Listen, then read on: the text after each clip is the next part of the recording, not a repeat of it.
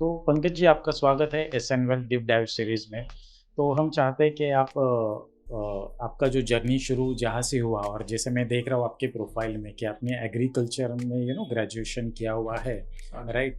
तो ऐसी क्या चीज़ हुई कि आपको ऐसा लगा कि फिनेंशियल सेक्टर में आना चाहिए? तो मुझे ऐसा लगता है कि हम लोग शुरुआत वहाँ से करते हैं, और मुझे ये भी मालूम है कि काफ़ी इंटरेस्टिंग दौर था वो टाइम पे।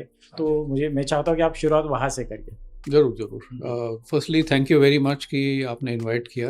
I was really looking forward कि हम लोग ये पॉडकास्ट करें, तो बहुत-बहुत धन्यवाद आपका।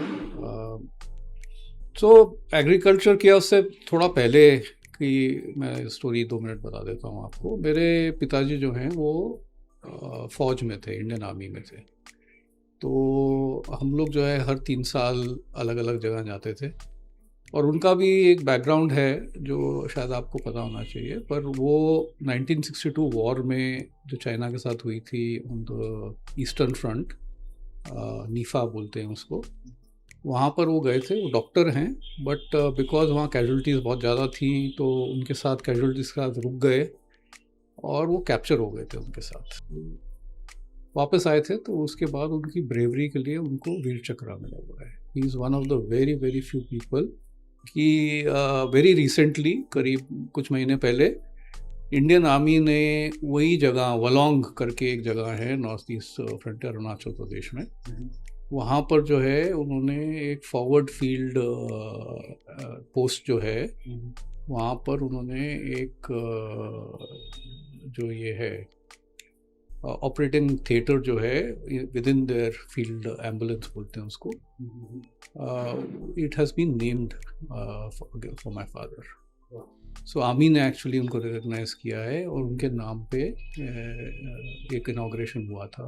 तो इतना डिटेल में कोई भी बैलेंस शीट आप लोग देखते थे उस ज़माने में, और आज ऐसा है कि आप स्क्रीनर ओपन करो, आपके सामने इमीडिएटली बैलेंस शीट आ जाती है सामने, राइट?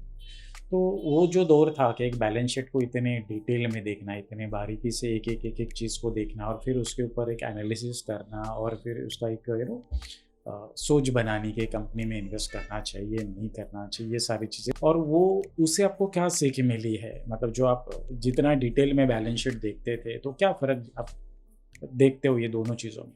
कि जैसे कंपनी की होती हैं करंट लाइबिलिटीज़ और लॉन्ग टर्म लाइबिलिटीज़ होती हैं। तो करंट लाइबिलिटीज़ का मतलब ये लाइबिलिटीज़ अगले 1 साल के अंदर आपको एक्सटिंग्विश करनी है। शॉर्ट टर्म डेट रहता है, अदर लाइबिलिटीज़, किसी को आपको पैसा देना है जो अगले 3-6 महीने में देना है, तो करंट लाइबिलिटीज़। तो हम लोग इतनी डिटेल में जाते थे कि कई कंपनीज़ में because of their accounting practices वो लोग जितना लॉन्ग टर्म डेट है उनका, उसमें भी फुटनोट्स में कहीं ना कहीं बताते थे कि जो है इतना लॉन्ग टर्म में से पेबल है अगले 1 साल में। तो हम लोग वहाँ से वो फिगर निकालते थे, लॉन्ग टर्म डेट में से माइनस करते थे और करंट लाइबिलिटीज़ में डालते थे हम लोग।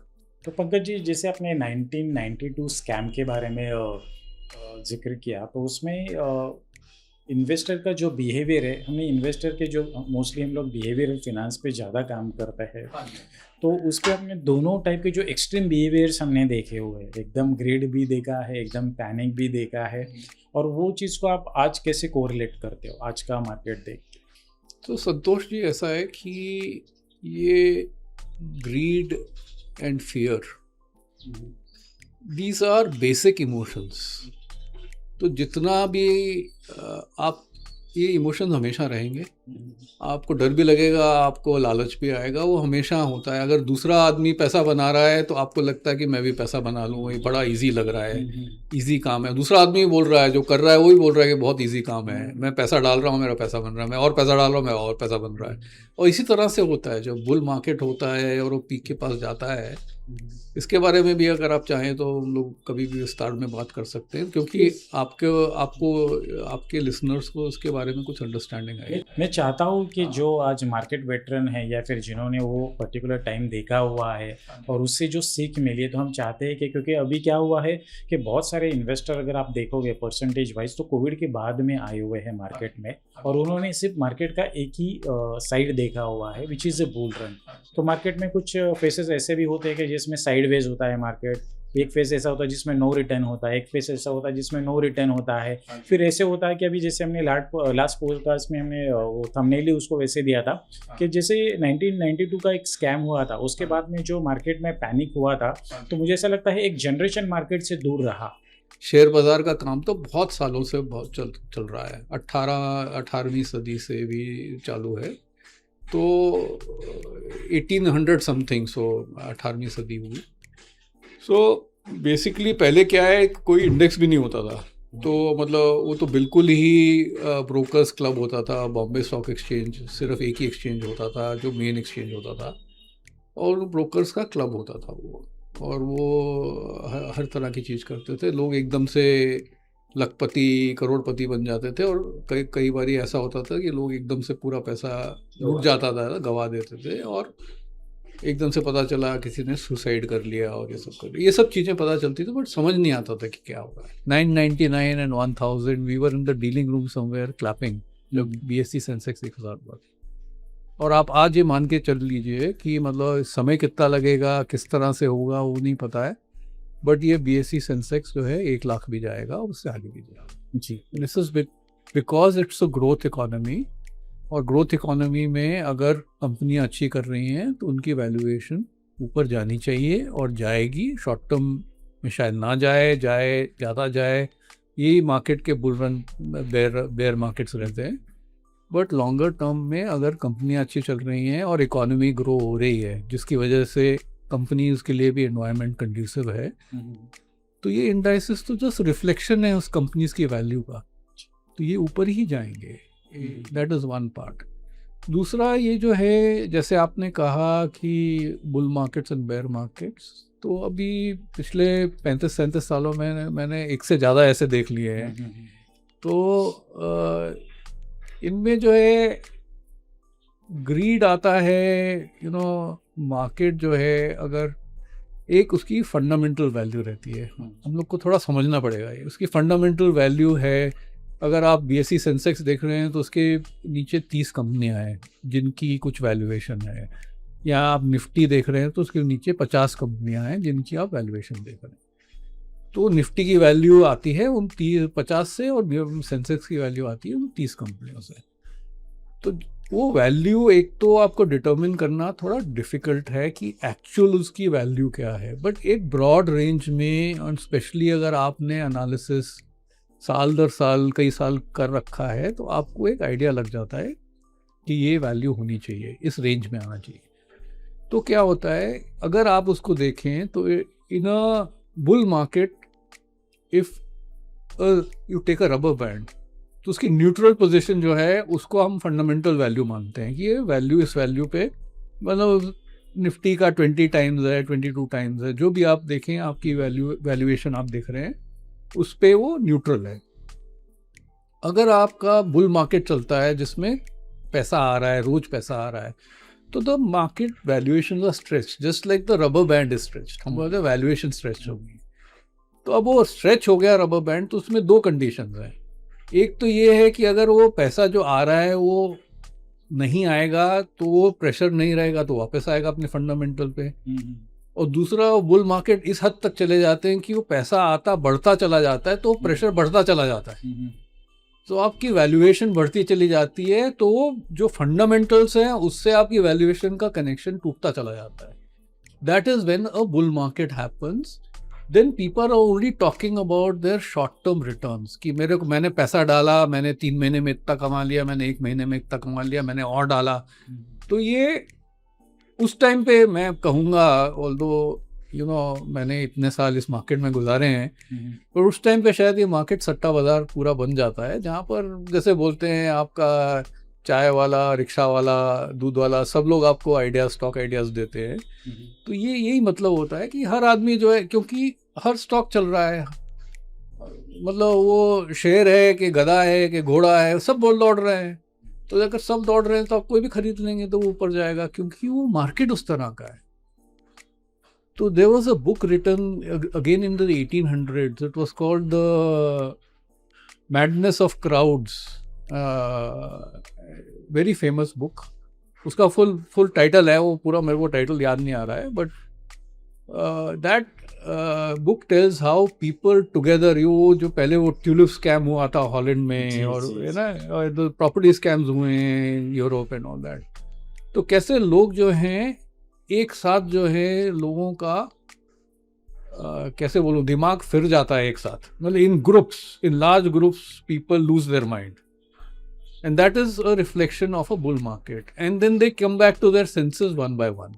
जब मार्केट जो है, that is what the book says, madness of crowds and something, उसका the title itself says that, कि लोगों के को जो है, मतलब अपने सेंसेस में आना है, वो अपना खुद एक एक करके आते हैं, बट एक क्राउड जैसा जो है लोग जो हैं अपनी सेंस खो देते हैं। तो वो जो है दोज आर डिफिकल्ट टाइम्स, हम लोग के लिए बहुत डिफिकल्ट टाइम रहता है। अगर आप किसी का पैसा मैनेज कर रहे हो, वो बंदा बोल रहा है कि मैं आपको और पैसा देना चाहता हूँ, आप कोई शेयर नहीं पकड़ सकते हैं, आप बेचना चाहते हैं। स्पेशली अगर आप सपोज एक म्यूचुअल फंड का पोर्टफोलियो मैनेज कर रहे हैं, mutual funds are open ended, तो वो तो पूछे बिना पैसा देगा आपको। पैसा डाल दिया उन्होंने, अब आप क्या खरीदेंगे आगे? आप नहीं खरीदेंगे और मार्केट ऊपर चला जाएगा तो भी प्रॉब्लम है, आप खरीदेंगे और मार्केट गिर जाएगा तो भी प्रॉब्लम है। So mutual fund is just a reflection of, again, that investor sentiment, investor behavioral finance that you were talking about. It's just a reflection, it's a conduit. But वो रिटेल इन्वेस्टर है जिसका जो है दिमाग ऐसा हो गया है कि वो सोचता है कि यहाँ पर तो बहुत इजी है, मैं पैसा डालूंगा और ऊपर जाएगा। And this is what happened after COVID also. COVID led to a very sharp decline in the markets. And then as the markets were only stabilizing back to whatever their normal was, उसमें पूरी bull rally हो गई, लोगों ने पैसा डाला वो ऊपर गया, पैसा डाला ऊपर गया। पंकज जी, हम समझना चाहेंगे एचडीएफसी म्यूचुअल फंड का आपका सफ़र कैसे था, या फिर वो टाइम पे एचडीएफसी म्यूचुअल फंड आज बड़ा नाम है, वो टाइम पे काफ़ी नया नाम था, तो हम उसके बारे में थोड़ा सा समझना चाहेंगे आपसे। हाँ जी। तो संतोष जी, उससे फिर थोड़ा सा पहले 6-7 साल मैंने HDFC लिमिटेड में काम किया। अच्छा। HDFC लिमिटेड जो पेरेंट कंपनी है उसकी ट्रेजरी में काम करता था, और वहाँ जो है मेरे को अगेन भेजा गया था।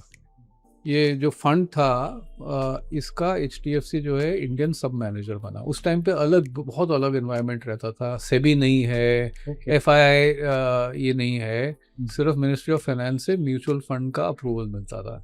तो हर लोकल फंड, फॉरेन फंड, सबको जो है वो एक ही म्यूचुअल फंड का लाइसेंस लेना पड़ता था।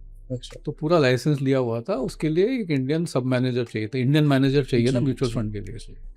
तो HDFC जो है उसका इंडियन मैनेजर बन गया 3 साल बाद। तो मैं अकेला जो है पहले किसी और ऑफिस में बैठता था, और उसके बाद HDFC के ऑफिस में बैठने लगा, और फिर उन्होंने आपस में बात करके मेरे को HDFC में ही नौकरी दी गई। तो पारिक साहब को मैं पहले से भी जानता था, और पारिक साहब ने उनसे बात करी, और जो है मैंने HDFC ज्वाइन किया। तो मैं HDFC ग्रुप के साथ था 15 साल, 1993 से 2008 तक। और 2000 में हमने HDFC म्यूचुअल फंड स्टार्ट किया। उससे पहले जैसे वो फंड की हम लोग एडवाइजरी करते थे, और दूसरे फंड्स की भी हम लोग ने HDFC ट्रेजरी में से एडवाइजरी करनी चालू करी। और फिर शायद बहुत ही कम लोगों को पता होगा, बट एक्चुअली HDFC में ये ख्याल था कि हम लोग रियल एस्टेट ओरिएंटेड एक म्यूचुअल फंड चलाएं। तो वो आइडिया चल रहा था, क्योंकि पारिक साहब का व्यू था कि हमारा रियल एस्टेट में एक्सपर्टाइज है, हम लोग हाउसिंग फाइनेंस कंपनी है। तो बहुत हमने ट्राई किया, बट तो उस टाइम पे वो रियल एस्टेट फंड के रेगुलेशंस पूरे नहीं आ पाए। तो इवेंचुअली HDFC ने एक नॉर्मल म्यूचुअल फंड स्टार्ट किया इन द ईयर 2000। तो उस पर कई महीने मैंने खुद भी काम किया है, उसका स्ट्रक्चर सेटअप करना, लाइसेंस लेना, वो सब। और उस टाइम पे जो है हमने 3 स्कीम स्टार्ट करी थी। एक इनकम स्कीम डेट के लिए, एक बैलेंस्ड फंड जो मैं मैनेज करता था, और एक ग्रोथ फंड जो इक्विटी फंड था। ये 3 ही स्कीम थी, और उस टाइम पे जो है उसका रिस्पॉन्स बहुत ही अच्छा रहा। उस टाइम के हिसाब से 650 करोड़ रुपए हम लोग ने रेस किया था। काफ़ी बड़ा अमाउंट है, बहुत बड़ा अमाउंट था उस टाइम में। और मैं बता सकता हूँ आपको कि हमारे ऑफिस के नीचे भी हमने कलेक्शन सेंटर रखा था। तो सिचुएशन ये हो गई थी, लाइन इतनी लंबी लंबी हो गई थी कि मैं खुद बैठा था काउंटर पे, क्योंकि आपको करना क्या है, वो छापा लगाना है और बैंक का छापा लगाना है। तो अब इतने लोग खड़े हैं वहाँ पर, तो देखने गए कि क्या हो रहा है, लास्ट डे क्लोजिंग था उसका फंड का। तो इतनी बड़ी लाइन लगी थी कि एक टेबल पे मैं भी बैठ गया कि ठीक है लाइए फॉर्म दीजिए, और छापा लगाया, कुछ इनिशियल किया और दे दिया। तो ये सब काम भी किया हुआ है, मतलब इतना, it was such a good experience to set that fund up. मुझे ऐसा लगता है कि वो टाइम पे इतना रिस्पांस मिलने का रीज़न यही था लोगों का कि हमें इक्विटी में पार्टिसिपेट करने का मौका मिल रहा है, एक प्रोफेशनल फंड मैनेजर अपने को मिल रहा है। नहीं, एक्चुअली क्या है कि उस टाइम पे माहौल अलग था संतोष जी। उस टाइम पे माहौल ये था कि HDFC जो है was known more for finance, housing finance, real estate and fixed income. मतलब हमारी ट्रेजरी काफ़ी बड़ी होती थी उस टाइम पे, HDFC की ट्रेजरी जानी मानी थी उस टाइम पे, उन दिनों में। तो आप मानेंगे नहीं कि इक्विटी फंड और बैलेंस फंड में मिला के लेस देन 10% पैसा आया था। 90% पैसा जो है वो डेट में आया था उस टाइम पे। और हमारे वो जो डेट वाले फंड मैनेजर्स थे, जूनियर थे मेरे से काफ़ी, बट फिर भी हमसे मजाक करते थे कि that is for growth and equity. एक तो मार्केट नहीं चल रहा था उस टाइम पे, उसके बारे में भी बात कर लेंगे, but and equity is for stability. ऐसा उल्टा कर दिया था हमारे लिए। अच्छा। और equity was a very small amount. उसके बाद से जो चला है, और HDFC म्यूचुअल फंड ने, एसेट मैनेजमेंट ने जो ज़ूरिक का एक्विजिशन किया था, ज़ूरिक का जो म्यूचुअल फंड बिजनेस चल रहा था, वो 2003 में एक्वायर किया था HDFC ने। उसके साथ जो है सब एसेट्स, परफॉर्मेंस, क्योंकि 2000 से 2003 तक का पीरियड बहुत डिफिकल्ट था हमारे लिए, और इक्विटी चल भी नहीं रही थी, और इक्विटी जो है प्रोपोर्शन भी बहुत कम था। जब वो आया उसके साथ इक्विटी भी आई, लॉन्ग टर्म परफॉर्मेंस भी आया, और उस टाइम पे मार्केट भी चलने लगे। तो आज के दिन में आप देख रहे हैं, आज एक मैंने स्लोगन सुना था कहीं कि म्यूचुअल फंड सही है, बट म्यूचुअल फंड सिर्फ इक्विटी नहीं है। तो आज ये उल्टा हो गया है कि सब लोग जो है म्यूचुअल फंड को इक्विटी के साथ एसोसिएट करते हैं जी। उस टाइम पे डेट और and the reality somewhere in between, कि लोगों को अपने एसेट एलोकेशन के हिसाब से डेट भी होना चाहिए और इक्विटी भी होना चाहिए। तो it is a structure, it is a means for you to invest, but आपकी एसेट एलोकेशन कैसी होनी चाहिए, उसमें क्या होना चाहिए, that is reflected in this, कि आजकल सब ज़्यादा इक्विटी में पैसा डाल रहे हैं। रिटर्न की चाहत नहीं, ये भी है, दूसरा ये भी है संतोष जी कि India has been a very conservative country. अगर आप US से कंपेयर करेंगे तो US में जो है even the households are in debt. वहाँ पर क्रेडिट कार्ड डेट रहती है, मॉर्गेज रहता है, विच इज़ हाउसिंग लोन रहते हैं। तो लोगों का जो एक्सपेंडिचर है कहीं जो वो जो है उनकी इनकम से ज़्यादा चल रहा है। तो इंडिया इज़ अ सेवर्स इकोनॉमी। हम लोग जो है आज भी जो है 20 से 25% हमारी GDP की सेव करते हैं। तो which is all the house holds which save all the money. The government is borrowing, corporate sector is borrowing, है ना। कॉर्पोरेट सेक्टर भी, आप चाहे इक्विटी ले लो, चाहे आप डेट ले लो, वो तो हाउस होल्ड से और रिटेल से तो पैसा ले रही है ना। But we are net savers, and most of this has been going into small saving schemes, real assets, which is houses, homes, gold. These have been traditional these things.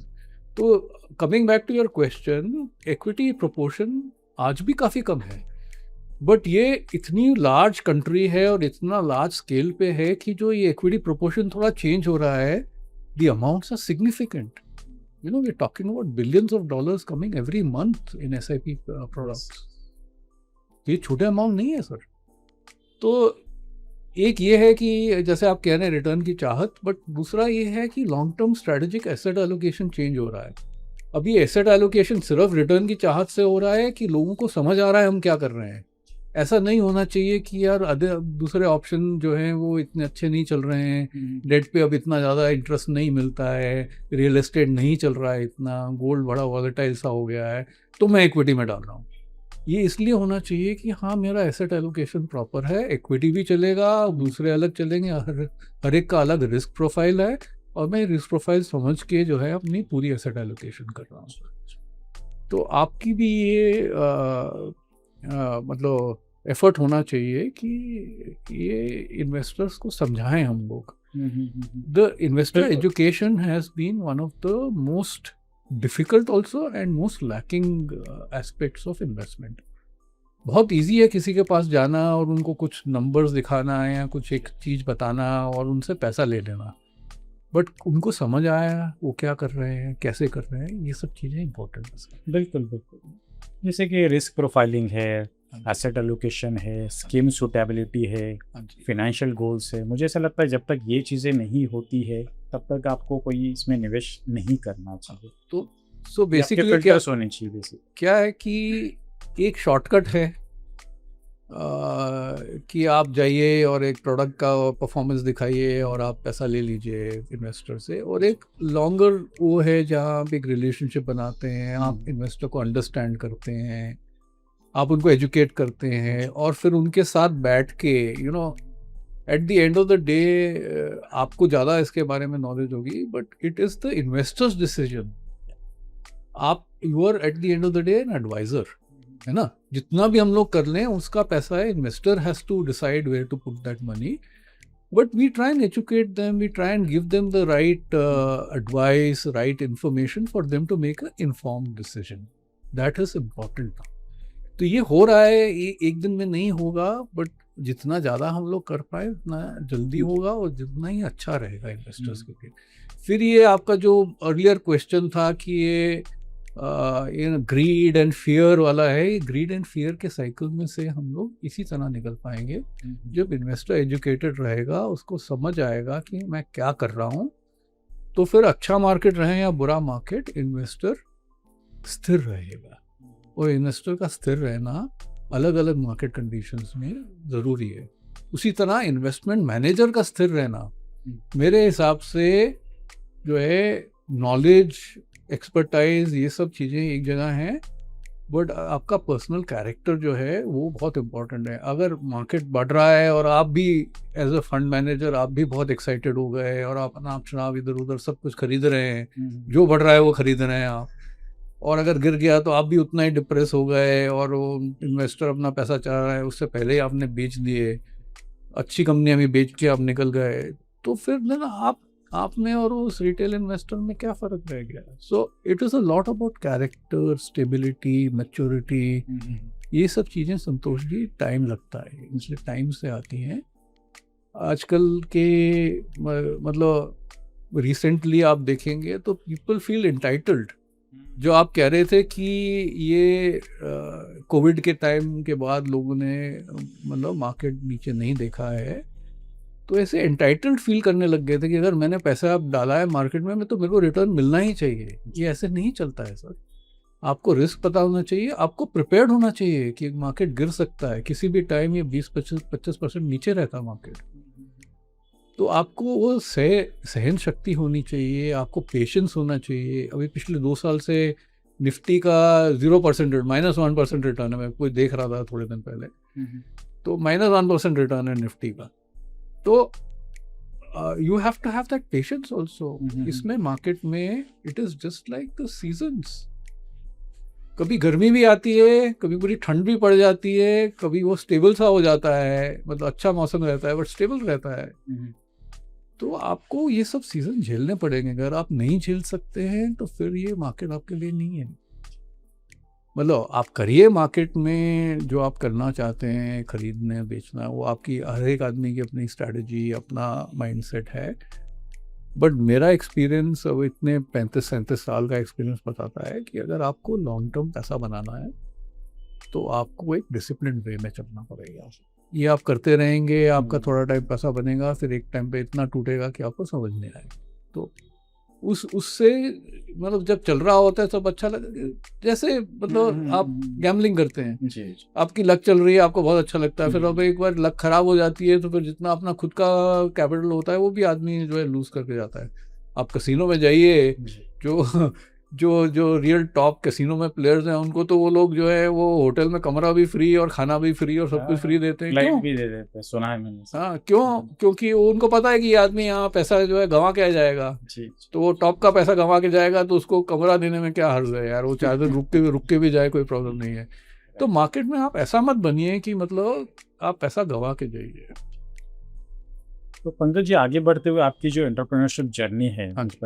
मतलब आप जॉब में थे, फिर आपको ऐसा लगा कि एंटरप्रेन्योरशिप रूल में जाना चाहिए, हाँ जी। तो हमें समझना चाहिए 5 रिवर्स के बारे में, तो थोड़ा आप हाँ। उसके ऊपर लाइट हाँ जी।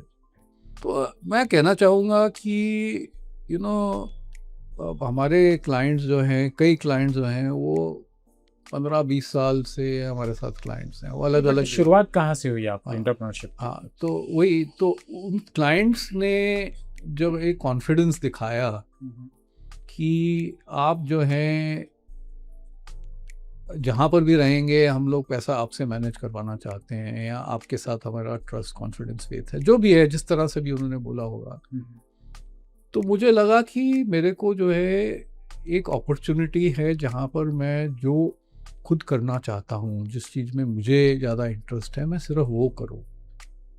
तो इसीलिए हम लोग ने जो है एक बहुत बुटीक टाइप का जो है पोर्टफोलियो मैनेजमेंट सर्विस चालू किया।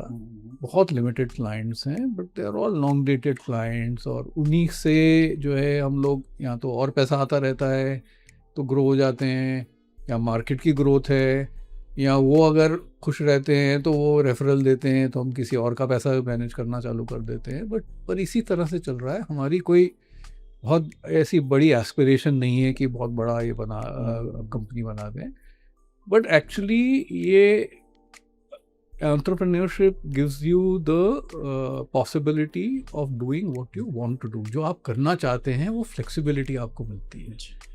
तो अब हम लोग एक ही इक्विटी प्रोडक्ट चलाते हैं। इट इज़ हम लोग, हमारा पूरा जो इन्वेस्टमेंट ऑब्जेक्टिव है संतोष जी, वो कम्प्लीटली डिफरेंट है।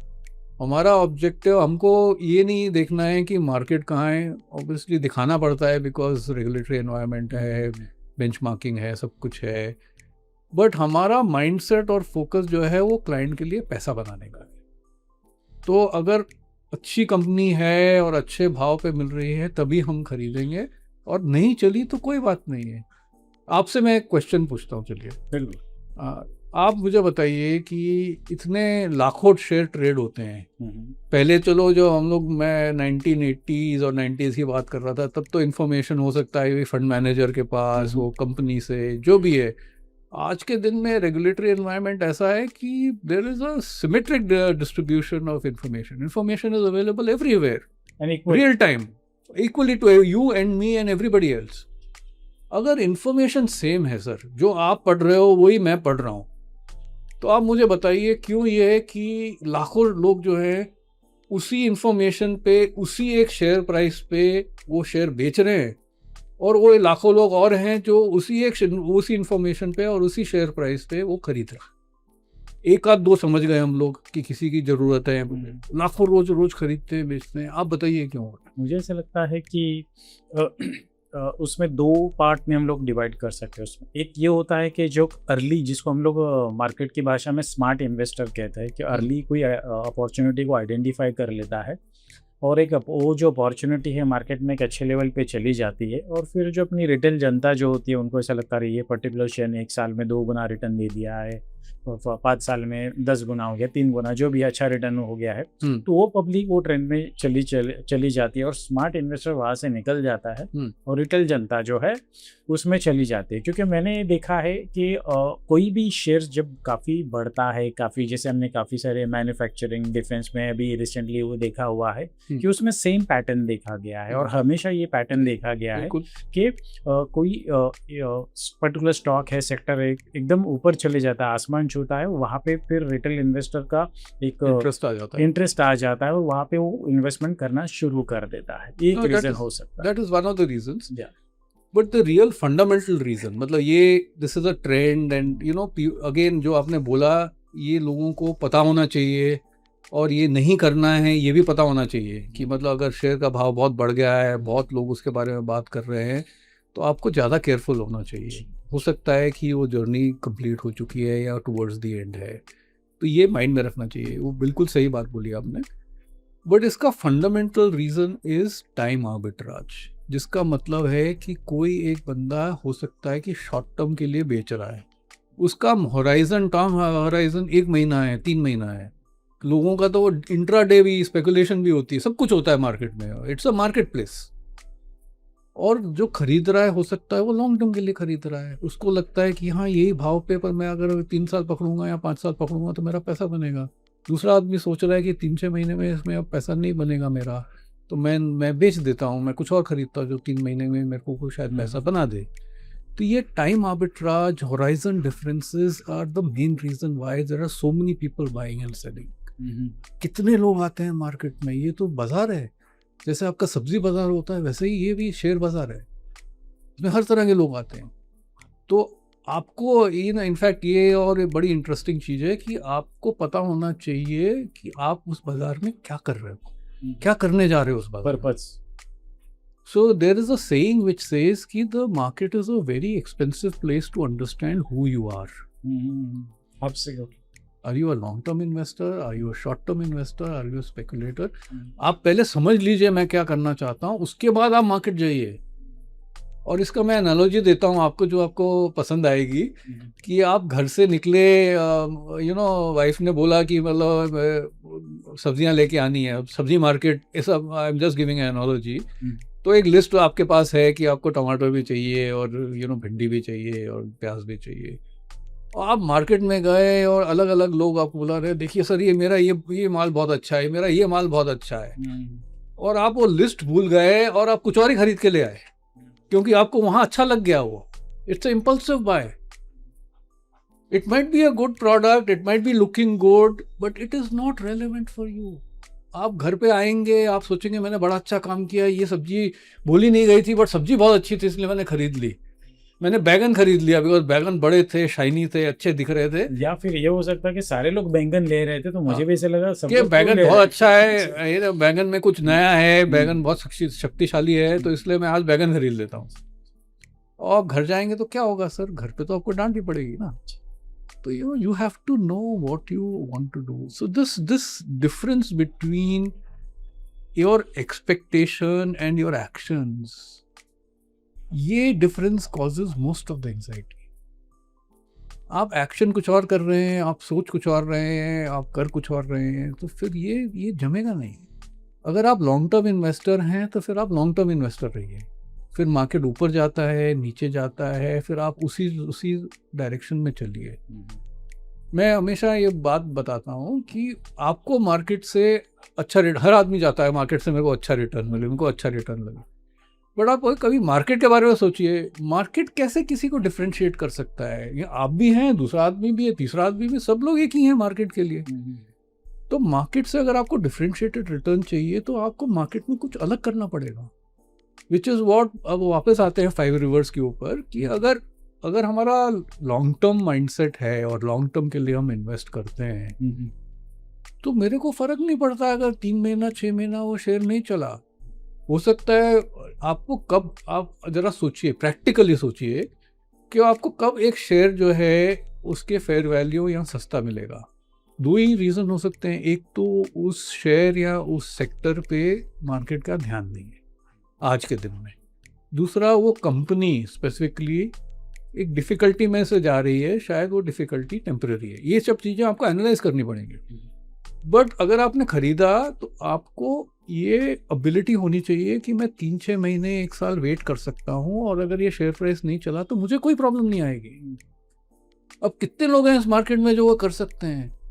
आपके संतोष जी, ये जो फॉर्मेट्स भी तो हैं, mutual fund is open ended format, it's a daily NAV format, उसमें आप भी देखते हैं, मैं भी देखता हूँ, न्यूज़पेपर में पब्लिश होती है, लोग भी एनालाइज करते हैं, तो उसमें आप 1 साल का व्यू, तो ये सब चीज़ें, these are important things. But अगर आपको लॉन्ग टर्म एब्सोल्यूट रिटर्न चाहिए, you have to find good quality companies which are growing well, which are run by competent and honest people, and you have to find them at the right price. It is not easy.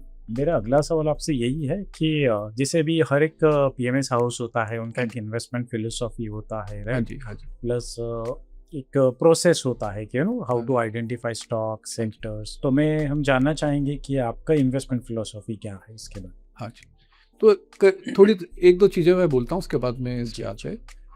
एक तो क्योंकि मैं शुरू से मैं investment side पे रहा हूँ, म्यूचुअल फंड पे भी रहा हूँ, institutional, foreign, so God has been really kind. I have done all formats, offshore मतलब फॉरेन फंड्स का पैसा मैनेज करना, institutional, retail, domestic money, domestic institutions also.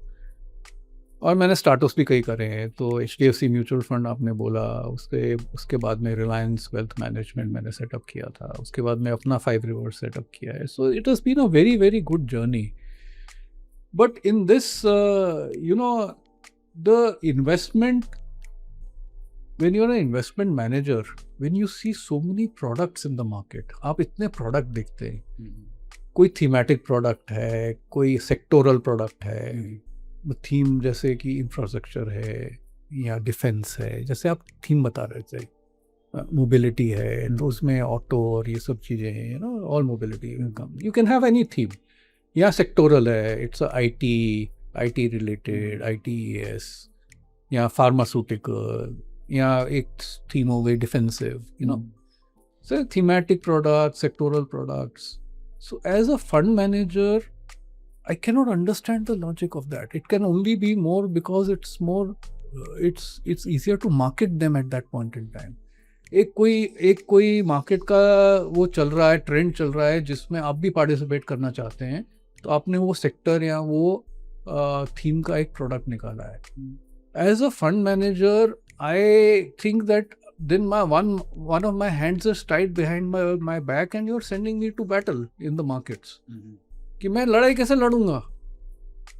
आपने तो एक हाथ बांध दिया मेरा कि आप सिर्फ इस सेक्टर में या इन सेक्टर्स में, इस थीम में ही इन्वेस्ट कर सकते हैं। क्यों? एक ही होना चाहिए आपके पास एज अ इन्वेस्टर, आपके पास एक ही ब्रह्मास्त्र होना चाहिए कि मेरे को अगर ये परफॉर्मेंस अच्छी नहीं लग रही है, अगर आपका इन्वेस्टमेंट स्टाइल अच्छा नहीं लग रहा है, तो मैं अपना पैसा निकाल लेता हूँ। बट उसके आगे जो है, आपको फंड मैनेजर को ट्रस्ट करना चाहिए और आपको उसको कंप्लीट फ्रीडम देनी चाहिए। अगर मेरे को फार्मास्यूटिकल सेक्टर अच्छा लग रहा है तो मैं उसमें ज़्यादा खरीदूंगा, मेरे पास फ्लेक्सिबिलिटी है। अगर मुझे डिफेंस अच्छा लग रहा है आज, तो मैं डिफेंस में ज़्यादा खरीदूंगा। बट अगर आप मेरे को रिस्ट्रिक्ट कर दोगे तो हो सकता है 6 महीने 1 साल मेरा वो प्रोडक्ट अच्छा चले, उसके बाद जिंदगी भर मैं वो प्रोडक्ट पकड़ के बैठूंगा और आप भी पकड़ के बैठेंगे। आप समझ रहे हैं Santosh ji? This is very important. Most people will probably not say this because ये मार्केट में इसी तरह से चलता है। बट द थिंग इज कि हमारे पास एक ही प्रोडक्ट है, एक ही चीज चलाते हैं हम, 15-20 कंपनियां खरीदते हैं, हर कंपनी इंपॉर्टेंट है हमारे लिए। कोई एक बड़ी लिस्ट नहीं है जिसमें आधा टका 1%, आधा टका 1%, ये एवरेजिंग वाला काम नहीं है। Every investment is important, we look at it with a hawk's eye all the time. और ये कंपनियां एक सिंपल लाइन में मैं आपको अगर बताऊं, और ये अगेन मेरा खुद का एक एक्सप्रेशन है कि अगर मैं अपने इन्वेस्टर को अगर मैं 2 मिनट में नहीं समझा पा रहा हूँ कि अगर वो जो पैसा देंगे उससे मैं क्या करूँगा, फिर वो चाहे मेरी सब बात सुन के वो मेरे को पैसा दे दें, मगर वो कभी कन्विंस नहीं होंगे। It has to be simple, whereas financial products are being made more and more complicated. आप अगर इन्वेस्टर को बताना चाहते हो तो आप बताओ कि आप क्या करना चाहते हो। So in one line, one sentence, what we are trying to do is we are trying to find the next large cap blue chips. क्या हम जल्दी खरीद सकते हैं? क्योंकि हमारे पास 2 एडवांटेजेस हैं। एक एडवांटेज है कि हम एक बुटीक चला रहे हैं जहाँ पर हमारा AUM काफ़ी कम है, तो छोटी कंपनी में इन्वेस्ट करने के लिए हमें प्रॉब्लम नहीं है। वैसे भी हम लोग डेली NAV, डेली आना जाना वाला प्रोडक्ट नहीं है। और दूसरा, हम लोग क्योंकि हमारे इन्वेस्टर कम हैं, हम लोग हर इन्वेस्टर के साथ कनेक्टेड हैं। हम हर इन्वेस्टर के साथ, हर मार्केट सिचुएशन के साथ में हम उनके साथ डिस्कस डिबेट कर सकते हैं। And eight the end of the day it's the investors money. अगर आपके पास इन्वेस्टर का मैंडेट है तो आपका भी तो कॉन्फिडेंस बढ़ जाता है कि आप कुछ अलग कर सके। और मैंने बोला कि आप अगर अलग नहीं करेंगे तो आपको अलग रिटर्न नहीं मिलेगा। मार्केट तो फिर आपको मार्केट का रिटर्न देगा। अगर मार्केट में जो सब कर रहे हैं वो आप करेंगे तो सबके साथ आप ऊपर जाएंगे, सबके साथ आप नीचे आएंगे। आपको अलग करना पड़ेगा, एंड दैट अलग is not easy because many times what you are doing different might not be the best thing in that current market. उस मार्केट में वो ना चले, और हो सकता है ना ही चले क्योंकि आप कुछ अलग कर रहे थे। बट कम से कम आप इन्वेस्टर के पास जाके उसको बता सकते हैं कि मैंने ये ट्राई किया, ये नहीं चला, अब मैं कुछ और ट्राई करूँगा। You have a second chance. This is very important. You have to have a link with your investor. Otherwise, how will you educate the investor? How will you get that comfort from that investor? So हमारा investment style यही है, जहाँ पर हम लोग जो है एक ही प्रोडक्ट चलाते हैं, जहाँ लॉन्ग टर्म कंपाउंडिंग स्टोरीज ढूंढ रहे हैं हम लोग. कोई सिक्लिसिटी नहीं है, कोई कमोडिटीज नहीं है, कुछ नहीं है उसके अंदर. We are trying to find these long term growth का. तो पंकज जी, हम समझना चाहेंगे कि आपका एग्जैक्ट इन्वेस्टमेंट प्रोसेस क्या है, कैसे आप सेक्टर्स आइडेंटिफाई करते हो, स्टॉक आइडेंटिफाई करते हो, क्योंकि आपका इतने सालों का जो एक्सपीरियंस है, तो मैं ये इतना तो मतलब कह ही सकता हूँ कि आपका प्रोसेस काफ़ी स्ट्रिंजेंट होगा. हाँ जी. और जो हिसाब से आप लोगों ने पहले बैलेंस शीट्स देखी है और अभी तो काफ़ी इजी हो गया, बट अगेन ये होता है कि जो काम हम लोग पहले शुरुआत करते हैं, एक स्ट्रिंजेंट प्रोसेस होता है, तो हम वो समझना चाहते हैं आपसे.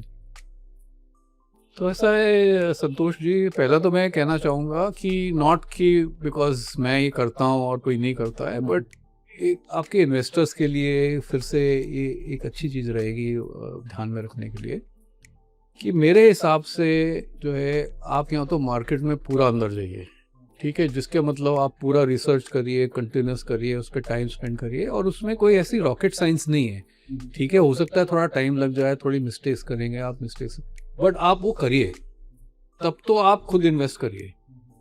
या आप पूरा भार रहिए और किसी और को आप दे दीजिए. ये क्या होता है, लोग दरवाजे पे खड़े रह जाते हैं और वहीं पे कट जाते हैं, जिसमें कि आप सोचते हैं कि मैं कर रहा हूँ, बट आप नहीं कर रहे हैं.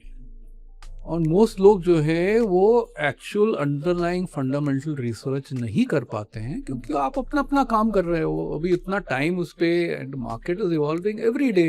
हर रोज कोई नई चीज है मार्केट के, और कुछ नहीं तो भाव ऊपर नीचे जाते हैं, बट कंपनियों की परफॉर्मेंस, उनके डेटा पॉइंट्स, उनके साथ जो हो रहा है उसको कैचअप करना और मॉनिटर करना ऑन अ कंटिन्यूस बेसिस और फुल टाइम जॉब. तो यहाँ तो आप वो कर लीजिए, और नहीं कर सकते हैं तो फिर ये आप अग्री कर लीजिए कि मैं नहीं कर पाऊंगा. आप ये कि मतलब किसी ने मेरे को टिप दी, या मैंने उससे पूछा, या मैंने टीवी पे देख लिया, एक पर्टिकुलर चैनल पे किसी ने बोला कि ये खरीद लीजिए, ये बेच दीजिए, ये these are all just reflections. This is not the, you know, एक बोलते हैं द सोर्स. आप you have to become the source. अगर आपकी इंडिपेंडेंट थिंकिंग, इंडिपेंडेंट एनालिसिस नहीं है, तो आप किसी और के हिसाब से चल रहे हो, तो किसी और ने, कोई और आपको फायदा भी करा सकता है, नुकसान भी करा सकता है. और उसमें वर्स्ट केस कभी होता है ना संतोष जी, जब जो है आपका कुछ सही नहीं चल रहा है. तो सही चल रहा है कोई प्रॉब्लम नहीं, सही नहीं चल रहा है तो आपको फर्स्ट पता ही नहीं है कि मैंने इन्वेस्ट क्यों किया था, तो अब मैं इसके साथ क्या करूं इज इम्पॉसिबल टू नो, क्योंकि आपको पता ही नहीं मैंने क्यों इन्वेस्ट किया था इसके अंदर. What were the criteria under which I invested into this company? There were no criteria. Somebody told you, you invested. तो जब अगर आपके पास वही बेसिक फ्रेमवर्क नहीं है, तो आप फिर से रीएनालाइज, रीअसेस कैसे कर पाएंगे? और फिर इन्वेस्टर्स क्या करते हैं, they actually just look at again the price point. I must say on your show that I believe that more than 90% people are only looking at prices.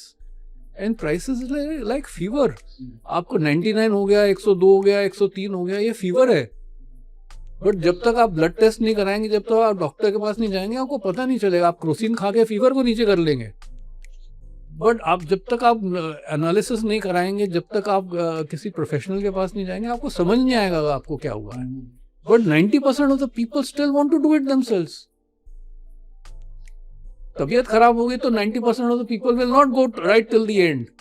वो डॉक्टर के पास चले जाएंगे 1-2 दिन बाद तकलीफ होती है. बट ये फाइनेंशियल मार्केट में पता नहीं क्यों ऐसा है कि आप जो है आप अपना खुद से ही करते चले जा रहे हैं. और उसमें क्या हो रहा है, फिर जब आपको लॉस हो गया और आपको पता नहीं है इसके आगे क्या करना है, तो आप पकड़े रहते हैं. फिर आपकी जिद रहती है कि नहीं, मेरे को लॉस पे नहीं बेचना है.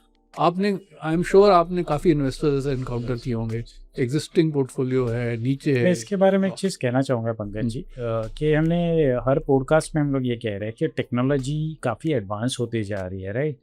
और दूसरी बात यह है कि फ्यूचर में आपको एक्टिव पैसे कमाना, मतलब आपका जो जॉब प्रोफेशन है वहाँ से पैसा कमाना ही बहुत डिफ़िकल्ट हो रहा है. उसमें से आप ये कह रहे हो जो इन्वेस्टमेंट आपका प्रोफेशन नहीं है उसमें, और आपने काफ़ी सही एनालॉजी दी कि आप दरवाजे पे ही खड़े, एक तो पूरे आ जाओ यहाँ पे, प्रॉपर फॉर्मल एजुकेशन ले लो और आप अपने इन्वेस्टमेंट कर लो. वो लोग करते हैं जी. खुद का पैसा मैनेज करते जी, हैं। वो भी नहीं करना है। आप कहीं पे जॉब प्रोफेशन में रहते हो और आपको ये भी करना है कि दूसरा जो प्रोफेशन है उसका भी मैं थोड़ा-थोड़ा काम सीख लूँ हाँ, और ये कर हाँ, लूँ। हाँ, तो उससे होता ये है कि आपका जो एक्टिव प्रोफेशन है आप वहाँ पे भी टाइम नहीं दे रहे हो। हाँ। तो वहाँ से आपकी जो प्रमोशन अगर एक्सपेक्टेड है आपकी इंडस्ट्री में, तो जैसे हमने देखा है कि कभी भी जो ले ऑफ होते हैं, तो जो नॉन परफॉर्मर्स जो होते हैं या फिर जो ज़्यादा रिलेवेंट है नहीं, उन लोग को पहले निकाला जाता है। हाँ जी। और जो कंपनी के एसेट्स होते हैं उनको हमेशा रखा जाता है। अभी जैसे मान लीजिए कभी अगर मुझे ले ऑफ करना है तो पहले मैं मेरे ड्राइवर को बोल दूंगी भैया आप कल से मत आ जाना, मैं अपना ड्राइव कर लूंगा, ये जस्ट मेरे घर पे जाने को 10 मिनट ही लगता है। सही बट मैं मेरे सेल्स वाले को कहूंगा क्या हम्म। कि आप और जो जो आप परफॉर्मर है, बिल्कुल हाँ, नहीं कहूँ। तो ये सबके लिए एप्लीकेबल है। अभी जैसे मैं आपको कुछ जो फेमस क्रिकेटर्स है या फिर बिजनेस पर्सनालिटीज़ है, हम लोग हमेशा ये देखते हैं, इंस्टा पे लोग देखते हैं उनको ना कि वो ये गाड़ी में घूम रहे, ये चार्टर्ड प्लेन में जा रहे, यहाँ पे छुट्टियों पे जा रहे, यहाँ पे घर ले लिया। बट लोग एक चीज़ भूल जाते हैं कि उनके आसपास लोग देखो कितने रहते हैं। बैग पकड़ने के लिए अलग आदमी होता है, ड्राइवर होता है, असिस्टेंट होता है, केयर टेकर होता है। ये हर एक छोटी सी छोटी मतलब क्या लेवल तक डेलीगेशन होना चाहिए उसका एक एग्जाम्पल है कि क्या हद तक आप डेलीगेशन कर सकते हो and you can Focus focus on- on your core profession. Absolutely. No I the reason completely way they agree are with that much successful in their नहीं, लाइफ। आपने अच्छी एनालॉजी दी, मैं आपको एक और एनालॉजी देता हूँ, बिल्कुल। है ना? तो इससे और लोगों को समझ आएगा जी जी जी। कि आप जो है आप एक बंगलो में रहते हैं, हाँ? तो बंगलो में आगे एक पीछे किचन गार्डन है, आगे आपके पास ये लॉन और गार्डन भी है आपके पास, है? तो आप बोलते हैं यार, जैसे ड्राइवर वाला भी जो आपने बोला उसके ऊपर भी मैं actually I can give you another example, but आप बोलते हैं यार ये गार्डनर है, इतना पैसे लेता है, करना क्या है, खुरपी वो उसको थोड़ा गुड़ाई करनी है और सीड डाल देना है और उसके बाद आ जाएगा, फ्लावर्स आ जाएंगे, उसमें क्या है, तो ये गार्डनर को मैं क्यों उतना पैसे दे रहा हूँ? तो आपने गार्डनर को निकाल दिया या गार्डनर को नहीं रखा, खुद ही कर रहे हैं। This is the thing that people do. They think it is pretty simple to invest for the long term. मैं पैसा बना लूंगा मार्केट, मैं स्मार्ट हूँ, मैं कर लूंगा। तो जब ये जिस तरह से चलता है तो same garden this thing, problem क्या है, आपको पता नहीं है जो सीड आप बो रहे हो वो सीड वो फ्लावर का है कि वो सीड एक वीड का है ना? आपने वो एनालिसिस नहीं किया है। वो गार्डनर को पता था वो जो सा सीड अच्छा है वो सीड डालेगा ताकि उसमें अच्छे से फ्लावर्स आएंगे, आपका गार्डन अच्छा लगेगा, आपको you can enjoy your garden. But आपने गार्डनर नहीं रखा, तो आपने वो सीड्स डाले और बाय लक कुछ तो फ्लावर्स आ ही जाएंगे और कई वीड्स आएंगे। फिर ये मैं जो आपको पहले लॉस वाला बता रहा था कि people look at the loss and they try and से कि उनकी जिद हो जाती है। उसमें क्या होता है, क्योंकि जो फ्लावर आया है, कई फ्लावर आ जाएंगे, क्योंकि आप तो मतलब रैंडमली सीड डाल रहे हो ना, रैंडमली आपने किसी से पूछा, आपने शेयर खरीद लिया, कोई कई शेयर ऊपर भी जाएंगे, कई नहीं जाएंगे, कई नीचे जाएंगे। तो जो ऊपर गए, because you have not done that again research, आपको पता नहीं है वो फ्लावर एक्चुअली कैसा कितना अच्छा दिखता है जो फुल ब्लूम में रहता है। तो जैसे ही एक बर्ड आई और यो आपको कुछ दिखा रंग बिरंगा, आप इतना खुश हो गए, आपने बर्ड को काट दिया। And the relevance of the market is कि आप जो है आपको अच्छा शेयर किसी ने बता दिया, जो भी है वो शेयर अच्छा निकला, वो चलने लगा, आपने 10-20% कमाया, आप निकल गए, और वो बाद में 3 साल बाद जो है वो डबल ट्रिपल हो गया, बट आपको पता ही नहीं था। आपने तो अपने 20% कमाया, आप बहुत खुश हो गए, तो you lost that opportunity. On the other hand जो वीड है, जो 20% नीचे चला गया है, वो आप पकड़ के बैठे हैं, आपकी जिद है। तो आपकी इसमें क्या जिद है कि ये वीड में से भी मुझे फ्लावर देखना है। आप समझे कि नहीं इसमें फ्लावर आएगा, मैंने डाला है, मैं आएगा, मैं खाद भी दे रहा हूँ, पानी भी दे रहा हूँ, मैं सब ध्यान रख रहा हूँ, तो इसमें फ्लावर है, बट वो है वीड। And then what happens is, in the context of your investment portfolio, आपका the land that you have is limited. आपको डिवीडिंग करनी चाहिए, फिर से ट्राई करना चाहिए, बट वो अगेन उसमें नॉलेज चाहिए, कौन सा वीड है, कौन सा फ्लावर है, कौन सा फ्लावर इज टेकिंग टाइम। 2 डंडियां खड़ी हैं, एक वीड है जो कभी फ्लावर नहीं देगा, और एक फ्लावर है जो फ्लावरिंग प्लांट है जो टाइम ले रहा है अभी। बाकी फ्लावर निकल गए हैं, बट वो फ्लावरिंग प्लांट है, अच्छा फ्लावर बाद में देगा फ्लावर, बट आपको पता होना चाहिए सर। फिर क्या होगा कि over a period of time आपने तो वो बर्ड्स निप कर दी, जितनी आई थी वो छोटे छोटे फ्लावर आपने काट लिए, सब बहुत खुश हो गए, और आपके पोर्टफोलियो में क्या बचा? आपके पास सिर्फ वीड्स हैं। आपके पास उतना ही लैंड था, वही वहाँ पर था, आपने सिर्फ वही वीड्स का पोर्टफोलियो पकड़ के बैठे। This is very important. You have to know what you are doing with your money. आपने मतलब at the end of the day you are trying to make your money work in one way, is one way of saying it. दूसरा, आपका hard earned पैसा है, वो आपके साथ grow होना चाहिए। It is a very basic fundamental thing that you are trying to do. मैं कई अपने इन्वेस्टर्स को, अपने क्लाइंट्स को मैं बोलता हूँ कि sir, in my mind excitement and returns are mutually exclusive. आप यहाँ तो मार्केट में एक्साइटमेंट ले लीजिए रोज, मतलब ये खरीद ले, वो खरीद ले, ऐसा कर ले, ये बेच ले, या फिर आप रिटर्न बनाइए। आप रिटर्न बनाना is a very mundane long term process, boring process. It is almost like this, you know, you have to watch the paint dry. कि मतलब आपने पेंट कर दिया, उसके बाद घंटों बाद वो पेंट सूखेगा, उसके बाद आपको दिखेगा कि हाँ, ये पेंट का एक्चुअल कलर क्या है। तो हर एक की बस की नहीं है ये बात। आप नहीं कर सकते ऐसा मैं बिल्कुल नहीं बोल रहा हूँ, बट आप कर सकते हैं कि नहीं कर सकते हैं, वो आपको डिसाइड करना है। And that is why it's important that not everybody should just go directly blindly into the stock market. अभी तो कुछ ऐसा हुआ नहीं है, अभी तो सिर्फ 2 साल से मार्केट रेस्ट कर रहा है। तब लोगों को एक्सपेक्टेशन हो रहा है कि यार रिटर्न नहीं आ रहा है, रिटर्न नहीं आ रहा है, मैंने पैसा डाला return. It is not your entitlement. You have to be able to bear all kinds of markets to be able to get that return. अगर मार्केट आपको आज के दिन में लॉन्ग टर्म, जो BSE सेंसेक्स सबसे पुराना इंडेक्स है, उसको हो गए 40 साल, तो BSE सेंसेक्स ने लॉन्ग टर्म कंपाउंडिंग 15-16% रिटर्न दिया है। तो 15-16% रिटर्न आपको कहीं और किसी और एसेट क्लास में इतनी लॉन्ग टर्म नहीं मिलेगा। एक इंडिया में, सिर्फ India was the only country I think unique where property में आपको ये लॉन्ग टर्म रिटर्न इस तरह मिलता था, because of many other things that were there, including huge demand shortage of housing and things like that. वो भी आजकल नहीं मिल रहा है और आगे भी नहीं मिल। वो वर्ल्ड ओवर अगर आप देखेंगे, property is more like debt, कि डेट में आपको इंटरेस्ट मिलता है, प्रॉपर्टी में आपको रेंटल मिलता है। यील्ड वही है। आजकल क्या बात करते हैं, यील्ड की बात करते हैं, है ना। कमर्शियल में इतनी यील्ड है, इसमें इतनी यील्ड है। पहले क्या था, मैंने खरीद लिया तो उसमें दोनों चीजें आ रही हैं, मेरे पास रेंटल आ रहा है। कई लोग रेंटल भी नहीं लेते थे कि कोई बात नहीं है, मेरे को 2-3% क्या करना है, मेरे को वो एप्रिसिएशन मिल रही है, which is like the stock appreciation. तो इट वॉज लाइक इक्विटी, जहाँ इक्विटी में डिविडेंड आता है, कंपनीज में 1-2-2.5% यील्ड आती है डिविडेंड की, और एप्रिसिएशन होता है। तो total return is 2 components, which is the dividend yield plus the appreciation of the stock.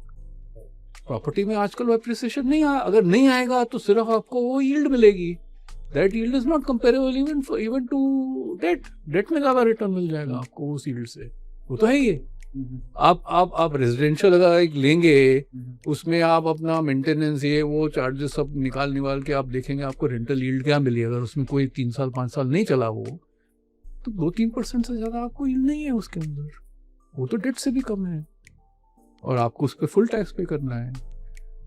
तो basically if equities is giving you that 15% plus return on a long term sustainable basis, again long term sustainable is key here. So it will also test your patience. It is also going to give you all this. The nature of the beast is it will go up and down. It is as clear as day and night, sir. It's as clear as the 4 seasons that I just told you earlier. ये सब आएगा। तो आप अगर stable market में ही आप इतने परेशान हो गए हैं, तो कल को अगर मार्केट गिर गया for some reason, they can be any reason, ये नेचर है इसका। अगर आप इसकी वॉलेटिलिटी, इसका अप्स एंड डाउन्स आप अगर नहीं झेल सकते हैं, तो आपको ये 15% रिटर्न लेने का कोई हक नहीं है। एक आप झेलिए, दूसरा आप लॉन्ग टर्म 15% लीजिए इसमें से। और एक और चीज मैं इसके साथ आपको बता देता हूँ, which is equally and I think very important. We say आप इंडिया का मैं 40 साल का बता रहा हूँ, ये यूएस में आप 100 साल का रिकॉर्ड देख लीजिए। Equities has been the best performing asset class across all asset classes. You take debt, you take commodities, you take real estate, you take other investment options that are there. Why? उसका कोई reason है क्या? Reason ये है sir कि अगर आप कोई भी और प्रोडक्ट देखेंगे, कोई भी और इन्वेस्टमेंट एवेन्यू देखेंगे, इट इज़ स्टैटिक। स्टैटिक का मतलब है कि डेट में आपने 100 रुपये दिया, 100 रुपया वापस मिलेगा आपको मैच्योरिटी पे, साथ में इंटरेस्ट मिलेगा। कमोडिटी है तो वो आप अगर आपने suppose gold as a commodity जो आप सबसे ज़्यादा आपको प्यारी है, तो गोल्ड का अगर आपने एक कॉइन खरीदा है या एक बिस्किट खरीदा है, जो भी खरीदा है, वो 10 साल में उतना ही रहेगा, एक ही कॉइन रहेगा। वो कॉइन अपने छोटे छोटे बच्चे नहीं देगा साथ में। इसी तरह अगर आपने रियल एस्टेट खरीदा है, हो सकता है आपका बैंड्रा में आपने 2 बेडरूम घर खरीदा 5 करोड़ का, वो 5-7 साल बाद वो 10 करोड़ हो जाए, बट वो 2 बेडरूम का घर जो है वो 3 बेडरूम का घर नहीं बन जाएगा। 10 करोड़ में वो फिर भी वो 2 बेडरूम का घर ही रहेगा। द अंडरलाइंग इज स्टैटिक, जिसमें फिर the price appreciation depreciation is happening only on demand and supply. See that is important. In equities, that is the only one that the underlying that you're trying to value, which is a commodity or real estate or fixed income or whatever, underlying itself is morphing. उसमें company में लोग रोज काम करने जाते हैं। They are trying to increase the sales of the company, the profits of the company. उसके manager हैं, उसके वर्कर हैं, उसका ओनर है, वो लोग सब काम कर रहे हैं वहाँ पर। So if you found the right company, then you are participating along with their growth. So there is so much of tailwind, so much of rising tide that you get along with it. That is the reason कि वो fundamentally भी जो है उसकी value बढ़ रही है, वो चीज़ ही अलग हो जा रही है। अगले 5-10 साल में एक अच्छी कंपनी जो है, when I told you our simple way of telling what we want to do is to find the next blue chips, अगर आपने अच्छी कंपनी, अगर सही कंपनी खरीद ली है, वो 10 साल में वो ग्रो हो के जो है वो भी लार्ज कैप बन जाएगी यार, आज अगर वो मिड कैप है तो हम ये भी देखते हैं यहाँ पे कि इन्वेस्टर का जो बिहेवियर होता है, तो उसमें हमने हमेशा देखा है कि फैक्ट शीट पैसा कमाती है, या फिर फैक्ट शीट में रिटर्न्स अच्छे खासे दिखते हैं कि एक फलाना स्कीम से इतने सालों तक चली है तो फैक्ट शीट ने पैसे कमाए। बट हमने देखा है कि उसमें जो एक्चुअल इन्वेस्टर है, जिन्होंने जर्नी शुरू करी थी और आज तक वो जर्नी में ऐसे होता नहीं है। मोस्टली ट्रेन की तरह होता है कि एक पॉइंट से लोग एक पॉइंट तक ट्रेन को अगर जाना है तो लोग उसमें कोई लोग चढ़ जाते हैं, कोई लोग उतर जाते हैं, कोई लोग चढ़ जाते हैं, कोई लोग उतर जाते हैं, बट स्टार्ट से लेकर एंड तक कोई वहाँ पे रुकता है नहीं और इसलिए पैसे नहीं कमाता है। तो काफ़ी सारे स्टडीज़ हुए इसके ऊपर, तो इसके बारे में आप क्या कहना चाहोगे? तो सर एक मैंने कार्टून देखा था बहुत टाइम पहले, तो अभी तक मेरे दिमाग में वो फिक्स्ड है। तो उसमें एक चार्ट बनी हुई है, तो जैसे आप बता रहे हैं कि ये चार्ट या ये रिटर्न्स है, वो चार्ट एक तरफ बनी हुई है और एक इन्वेस्टर है वो अपना सिर खुजा रहा है। तो चार्ट के ऊपर लिखा है इन्वेस्टमेंट रिटर्न्स, कि ये इन्वेस्टमेंट एसेट क्लास रिटर्न्स जो अभी तक हम लोग बात कर रहे हैं, लॉन्ग टर्म रिटर्न्स। मैं फिर से आपसे ये बताना चाहूँगा कि 1991 में आप देखिएगा वापस जाके, 1991 में at some point in time the BSE Sensex crossed to become 1000। अगर वो 80 गुना 40 कितने साल हो गए हैं 1991 से 9 साल वहाँ और 26 साल 36 साल में अगर वो 80 गुना बढ़ चुका है, तो that is the investment return. उसमें आपको या मेरे को क्या रिटर्न मिला है वो अलग है, because investment return and investor return are two very different things. Absolutely. And you're saying the right thing. People are not you have to be committed, and to be committed you have to understand either the companies or the market and the nature of the market. That is what we are trying to discuss today and explain. वही तो हम आज discuss करना चाह रहे हैं कि मतलब आप मार्केट समझिए, कम से कम आपको इतनी समझ होनी चाहिए कि ये मार्केट बेसिक्स क्या है, कि ये वॉलेटाइल होता है, ऊपर भी जाता है, नीचे भी जाता है, मैंने किस चीज़ में इन्वेस्ट किया है, उस चीज़ का क्या पोटेंशियल है, अगर वो चीज़ सही नहीं है तो उस चीज़ को मैं कैसे बदलूँ। ये सब क्वेश्चंस आपको एक तो आने चाहिए और दूसरा इन क्वेश्चंस का आंसर मिलना चाहिए आपको। You should be able to, आपको उसमें जिज्ञासा रहनी चाहिए। मैं फिर एक और चीज़ बताता हूँ आपको, अगेन ये एनालॉजी है ड्राइविंग की, और ये मैं हमारे बिजनेस PMS जो है एक बुटीक बिजनेस है, लिमिटेड क्लाइंट्स हैं, वर्सेस से म्यूचुअल फंड। अलग अलग चीज़ें हैं, अलग अलग एडवांटेजेस और डिसएडवांटेजेस हैं, बट एनालॉजी ये है कि आप जो है एक जगह से point A to point B जाना चाहते हैं, तो आपके पास अलग अलग ऑप्शंस हैं।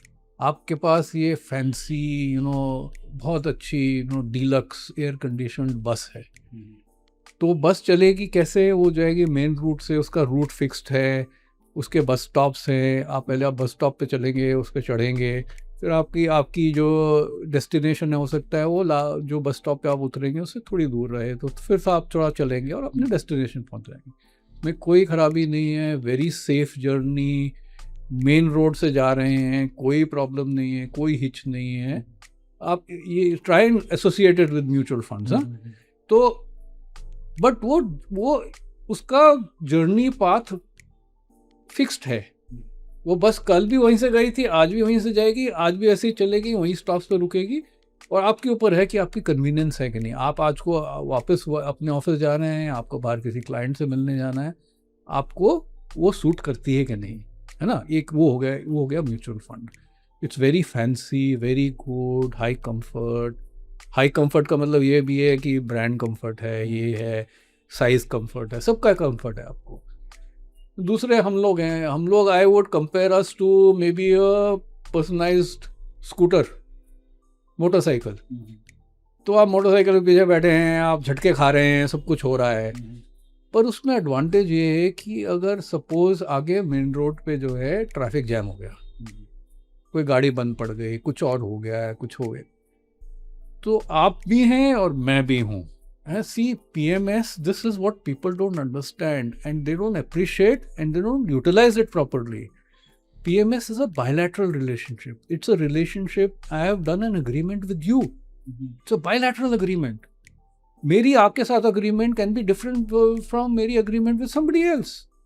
These are separately managed account. World over, it's not called portfolio management. It's called SMA, separately managed accounts. Every account is separately managed. तो उसमें क्या है, मैं ड्राइवर हूँ, आप वो ड्राइवर पे भी मैं आऊँगा 2 मिनट में, बट मैं ड्राइवर हूँ, आप मेरे साथ बैठे हैं, हम लोग जा रहे हैं एक डेस्टिनेशन की तरफ। इसके बाद में आप सोचिए, तो अगर भीड़ लग रही है, अगर ट्रैफिक जैम हो गया है, अगर कोई इशू आ गया है, कुछ प्रॉब्लम आ गई है, तो मैं आपसे पूछूंगा कि अगर ठीक लग रहा है कि आपको, तो हम लोग जो है ये गली गली चल जाते हैं। अपने को पहुंचना है ना, तो अपन गली गली चले जाते हैं। तो आपका माइंडसेट है, आप बोलेंगे नहीं यार, मेरे को तो यार मेन रोड से जाना है, मेरे को वहाँ से रिस्क लग रहा है, वहाँ से हम कौन सी गली कूचे वैसे निकलेंगे, तो आप यहीं से चलो, कोई बात नहीं, धीरे चलेंगे, डिले हो जाएगा बट हम पहुँच जाएंगे। या आप बोलेंगे नहीं ठीक है, कोई बात नहीं है यार, अगर आप जल्दी पहुँच रहे होंगे तो ये गलियाँ तो अपन ने देखी हुई हैं, कोई बात नहीं, आपने देखी हुई है ना, तो चलिए, मैं आपको ट्रस्ट करता हूँ, मैं आपके साथ चलता हूँ गलियों में से और आप मुझे पहुँचा दीजिए। ये डिफरेंस है sir between a customised portfolio versus a mainline product. They have their own advantages. Everyone has to have their advantage. That is why they will survive. Otherwise कैसे survive करोगे? हमारे पास तो कोई बड़ा ब्रांड नहीं है ना, हम लोग तो we are not standing in the shade of some big brand. We have to work very hard in the sun every day to be able to prove ourselves. You have to understand that. This is what entrepreneurship is all about. Dr. Ramcharan, who is perhaps the best management guru, आप नितिन परांजपे जो भी chairman of Hindustan liver हैं, जब वो management trainee बने थे, मैंने उनका एक कोई वीडियो देखा। इनफैक्ट मैं उनको पर्सनली भी जानता हूँ, काफ़ी दिन से तो मुलाकात नहीं हुई, पर मैंने उनका वीडियो देखा था। जो मैनेजमेंट ट्रेनी थे, तो डॉक्टर रामचरण का सेशन किया था उन्होंने। तो doctor Ramcharan was trying to explain to them the difference between a manager and a entrepreneur, and he just wrote on a piece of this thing on the whiteboard. He wrote R and A, and he made equal to, greater than.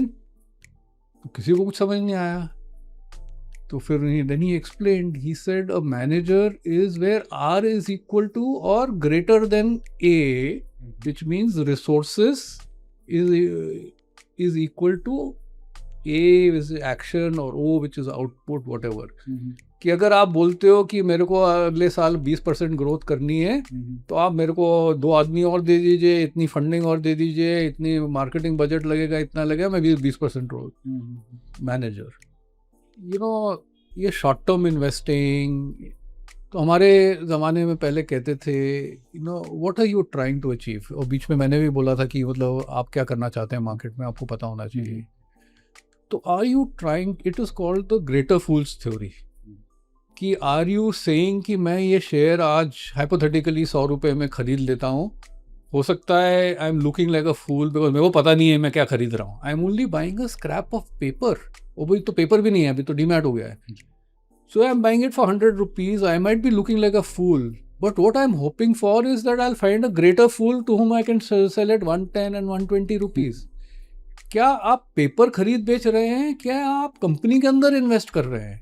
If you are investing in the company, you are participating with that company, you need to know what that company is. Like I said earlier, what does it make?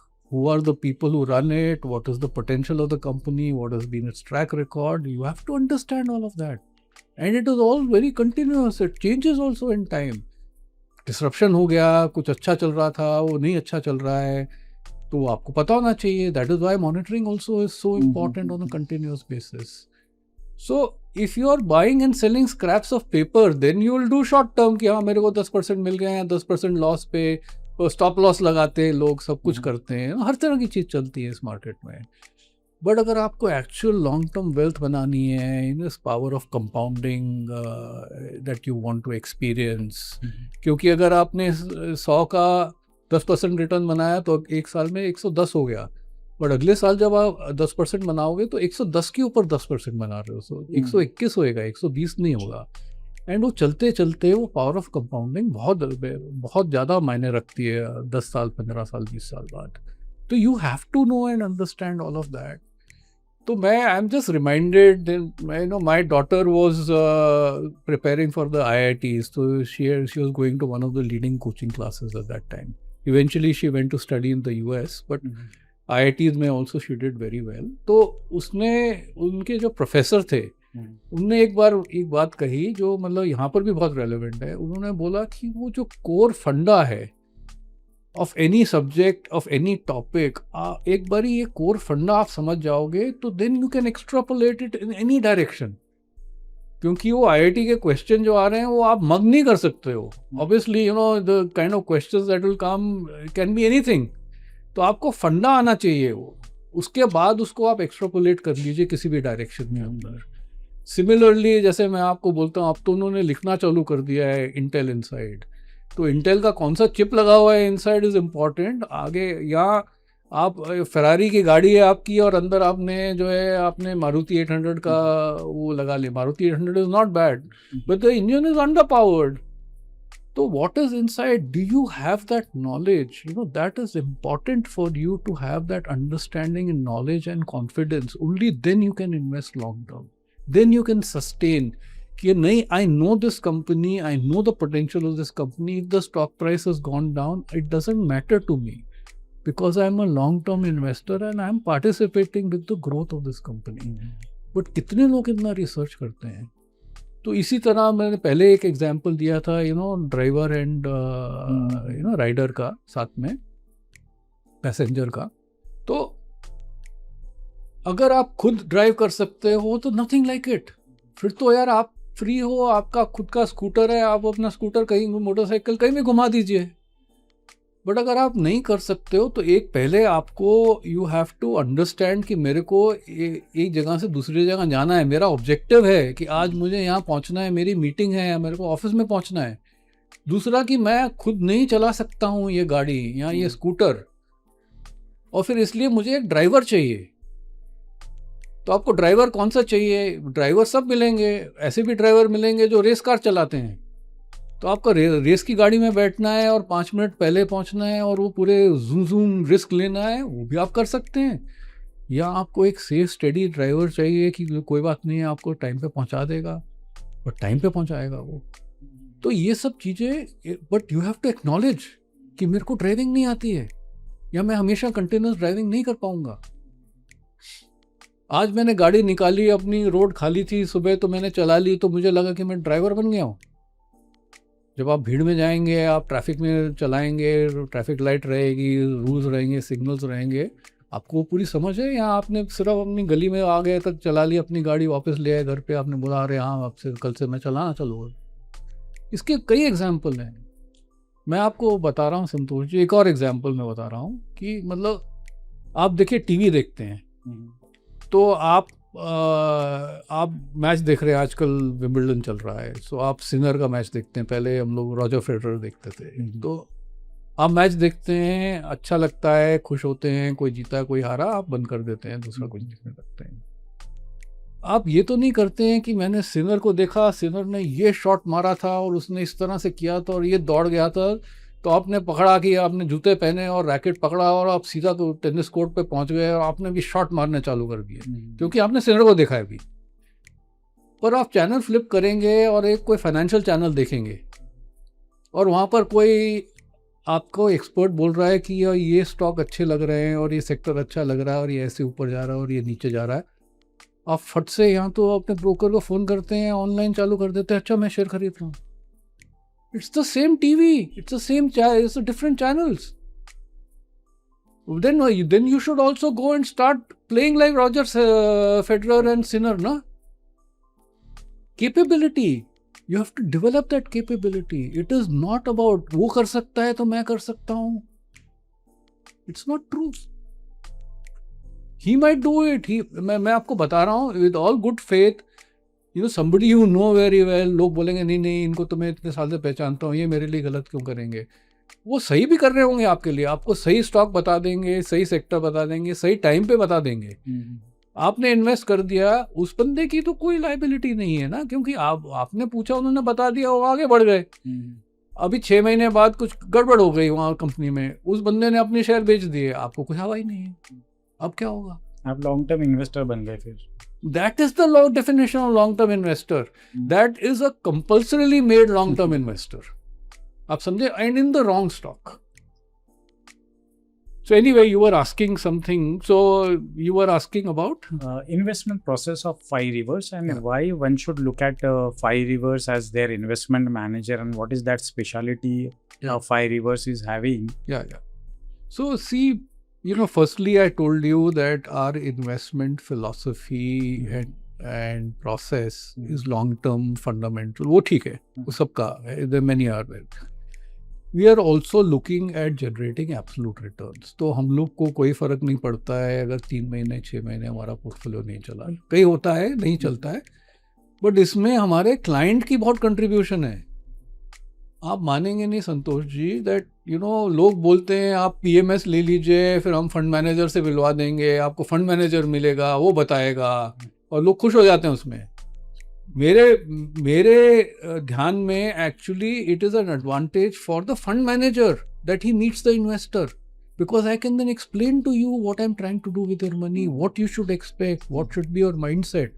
जब आपने पैसा डाला है तो आप कम से कम 3 साल वो पैसा रखिए। तो पंकज जी, बहुत बहुत धन्यवाद आपका एसएनवेल डीप डाइव सीरीज़ में आने के लिए। और हम लोग ये डीप डाइव सीरीज़ में यही कोशिश करते हैं कि ज़्यादा से ज़्यादा एजुकेशन अवेयरनेस कैसे लोगों में फैलाया जाए और लोगों में एक समझ आ जाए कि, और हम चाहते हैं कि लोग अपना एक मेंटर ढूंढे, एक कोच ढूंढे, अपने फिनेंशियल जो गोल्स है उसको अचीव करने के लिए, अपने जो फिनेंशियल गोल्स है उसको और बेहतरीन बनाने के लिए, अपनी जो वेल्थ क्रिएशन है उसको अचीव करने के लिए। तो हम लोग ऐसे ये एसएनवेल डीप डाइव सीरीज़ में, जैसे आज पंकज जी हमारे यहाँ पे आए हुए हैं, ऐसे बेहतरीन फंड मैनेजर्स को हम लोग बुलाते रहेंगे, उनसे बात करते रहेंगे और ये सिलसिला आगे भी चलता रहेगा। धन्यवाद।